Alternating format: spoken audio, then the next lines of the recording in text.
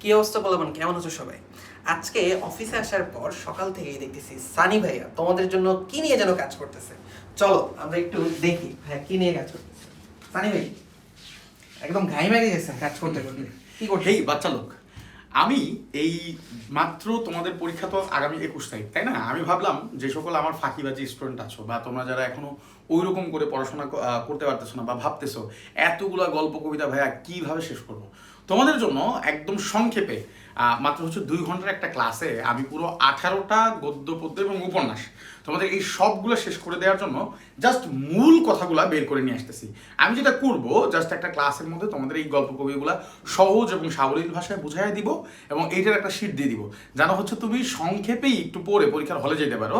Last মোমেন্টে তোমাদের এটা রিভিশনও হয়ে যাবে এবং যারা খুব একটা পড়াশোনা করো নাই তাদের জন্য এটা কমপ্লিট হয়ে যাবে। বুঝতে পারছো? সো বাংলা প্রথম পত্র তো হচ্ছে ডান, এরপরে জানাও তো এরপরে তোমরা হচ্ছে আর কোনটা চাও। ধন্যবাদ, এই পর্যন্তই। আল্লাহ হাফেজ।